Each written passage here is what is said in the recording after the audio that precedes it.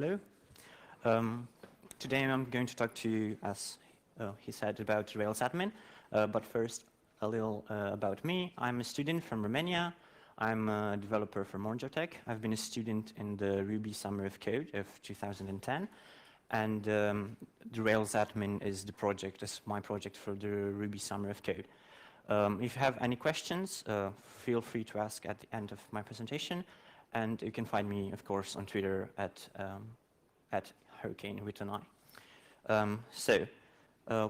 What is data administration? Every web developer, sometimes in the past, when he wrote his first web app, thought about how to do data administration, how to manage and control his data. So data administration differs from web app to web app, but in the way you organize your data is, and you control the data is the way you do data administration. So you organize your data, that's the logic of your application, and the way you control it, that is the data administration. So usually you do this via an admin panel. So there are a lot of types of admin panels out there. You can do data administration in all sorts of ways. But how to do it in a secure and a fast way? Usually, many people write their own admin panels. So this is a little error-prone because you have to test it very well. It's definitely not fast because you have to waste a lot of time. And it's not always very, very simple. Other people use CMSs. So this is usually fast. This is usually not fast because you have to learn how the CMS works and everything. But it's usually secure, but it's not, and it's flexible somehow. Also, the Rails way of doing it is using a plugin, or now in Rails 3 an engine. And this is all of 3. So it's secure because you know the plugin that it's very well written or it has a lot of tests running on it. So it's secure. It's fast because you just plug in the engine and it works. And it's also very, very simple. So introducing the railsadmin, you can find the code on GitHub at that address. As I said, it's a Ruby Summer of Code 2010 project. My main mentor was Eric Michael Albert. So it was a very, very nice collaboration between us. Also, a lot of important people from the Ruby on Rails community contributed to this project as mentoring and everything, like Yehuda Katz and all the people mentioned. The history of the railsadmin is that Eric coded the MERB admin, that is a port of the well-known Django admin, and I had to port the MERB admin to Rails 3. So the railsadmin is in fact a Rails engine.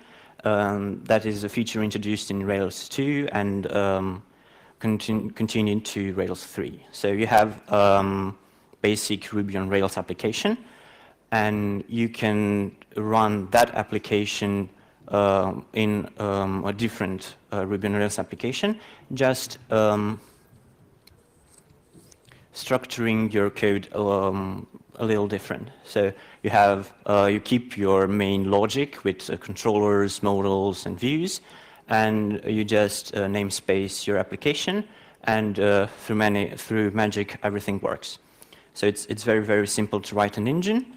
So this is a controller that is just namespace and it works.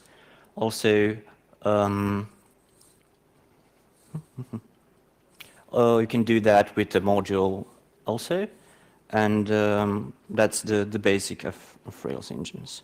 Also, the routes, that is a pretty important thing in the Rails. You can also do this in your app, and everything works out of magic. So it's very nice to write Rails engine. So railsadmin does the CRUD thing very, very well. It does automatic form validation. Of course, you want to have your data protected by some sort of authentication. So we use device. You can do column search, history. It's a pretty full option admin panel. So how do you install it? You just write in your gem file 2 lines of code. You run a bundle update, and after that you just another line of generators, and that's it. Your admin is plugged into your Rails app.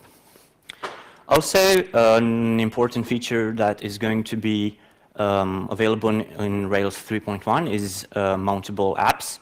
So I have my Rails engine that is not installed via gem, and I only say mount an application, and it all works. Okay, so I'm going to do a short demo to show you how the Rails admin works.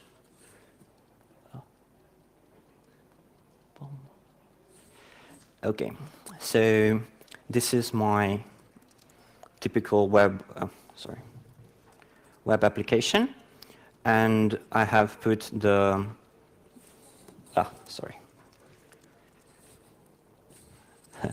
I don't know if it's very nice to see, but okay.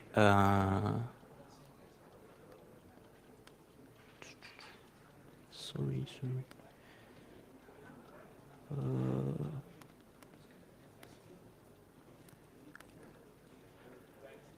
Okay.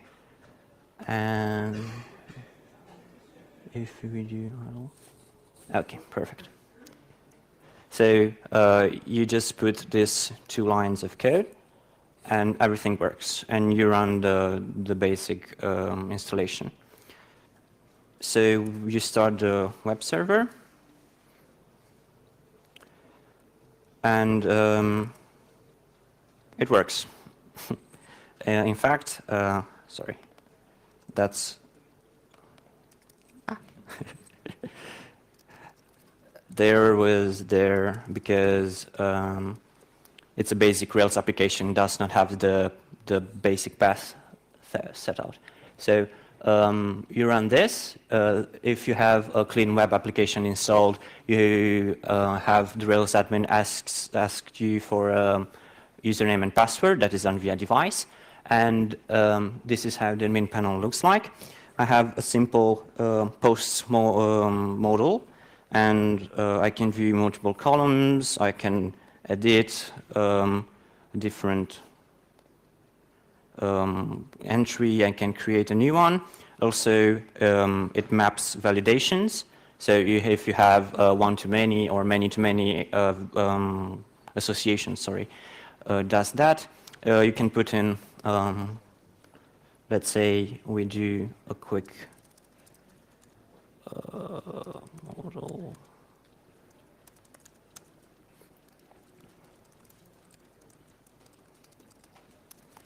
Let's present title, I think. So I put a validation there, and I hope that okay. So if I do this, it says it could not update the post because it has a blank title. So this is the basic Rails admin. Also, you can do searches. You can select different entries to delete, and you have a history that is row-based. So every modification to your table is mapped to the history table. So this is the basics of the Rails admin.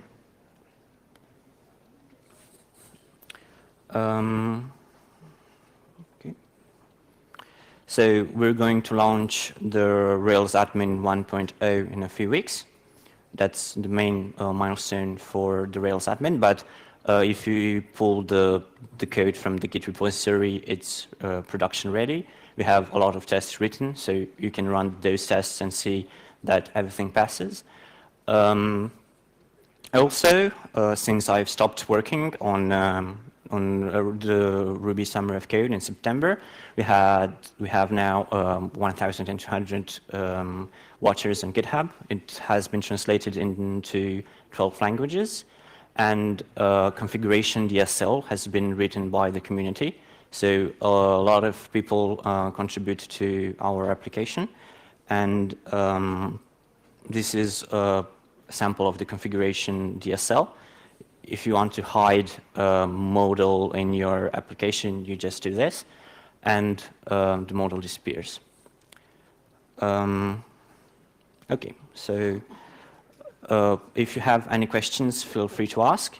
There is a lot of debate on our issue tracker on GitHub because people don't want railsadmin to use device because it's normal in some way because every web developer wants to write his own authentication scheme. So it's not very used device by the community, but we use it, and the project as the railsadmin has starting to have a lot of users. Permissions, we haven't set up some sort of permission framework for the application, so the user has just one the plugin has one super user that does everything. The configuration is being done through the DSL. Any questions? Please.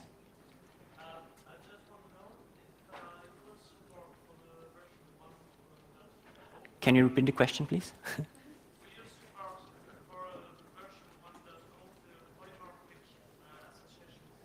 No.